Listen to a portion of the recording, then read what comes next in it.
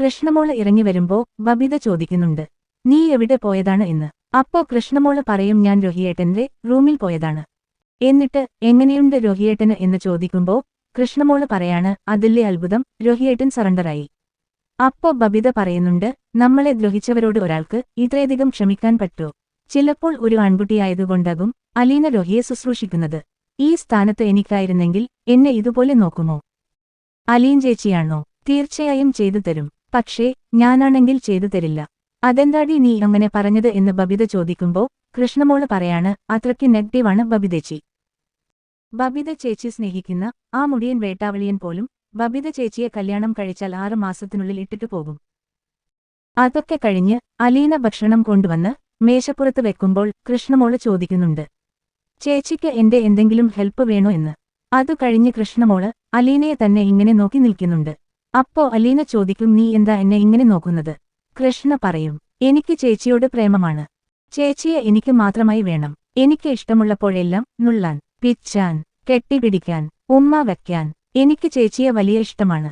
ഇതും പറഞ്ഞ് കൃഷ്ണമോൾ അലീനയ്ക്ക് ഉമ്മ കൊടുക്കുന്നുണ്ട്. അലീന തിരിച്ച് കൃഷ്ണമോൾക്കും. എന്നിട്ട് കൃഷ്ണ ചോദിക്കും, രോഹിയേട്ടനെ ഇങ്ങനെ മാറ്റിയെടുക്കാൻ എന്ത് മരുന്നാണ് ചേച്ചി കൊടുത്തത് എന്ന്. അപ്പോ അലീന പറയും, മരുന്നല്ല, മന്ത്രം. സ്നേഹമെന്ന മന്ത്രം. അത് എല്ലാവരിലുമുണ്ട്. അടുത്തതായി കാണിക്കുന്നത് വൈജയന്തി ഗംഗേട്ടനെ ഫോൺ വിളിച്ച് സംസാരിക്കുന്നതാണ്. അലീനയെക്കുറിച്ചാണ് പറയുന്നത്. ഇത് എന്റെ വീടല്ലല്ലോ, അലീനയുടെ വീടല്ലേ, അവളല്ലേ ഇവിടുത്തെ ഭരണമെല്ലാം, ബാലചന്ദ്രൻ അവളെയല്ലേ ഇവിടുത്തെ ഭരണം ഏൽപ്പിച്ചിരിക്കുന്നത്. കേട്ടിരിക്കുന്ന ഗംഗേട്ടനും ദേഷ്യം വരുന്നുണ്ട്.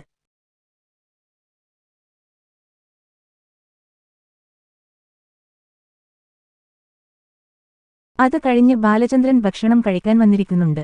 അപ്പോ അലീനയും കൃഷ്ണമോളും കൂടി ബബിതയെ കോളേജിലേക്ക് വീണ്ടും പറഞ്ഞേക്കേണ്ട കാര്യം സംസാരിക്കുന്നുണ്ട്. ബബിതയോട് ബാലചന്ദ്രൻ ചോദിക്കുമ്പോൾ ബബിത പറയുന്നുണ്ട്, എനിക്ക് ഇപ്പോൾ കോളേജിൽ പോകേണ്ട, ഞാൻ ഒട്ടും പ്രിപ്പയർഡല്ല. അതു കഴിഞ്ഞ് കാണിക്കുന്നത് പത്രം വായിച്ചുകൊണ്ടിരിക്കുന്ന ശിവേട്ടനെയാണ്. കമല ചായയുമായി വരുന്നുണ്ട്. അതിനിടയിൽ ഹരിയുടെ കാര്യം ഗംഗയനോട് പറയാൻ കമല ശിവനോട് പറയുന്നുണ്ട്.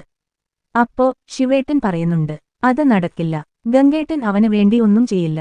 വിവരമില്ലാത്ത നിന്റെ കൂടെ ഇവിടെ ജീവിക്കുന്നതിനേക്കാൾ അവൻ ജയിലിൽ കഴിയുന്നതാണ് നല്ലത്. ഞാനും മനുവുമെല്ലാം ഹരിയെ പുറത്തിറക്കാൻ പറ്റുന്നതെല്ലാം ചെയ്തതാണ്. ഇതെല്ലാമാണ് ഇന്നത്തെ എപ്പിസോഡിലെ ഭാഗങ്ങൾ.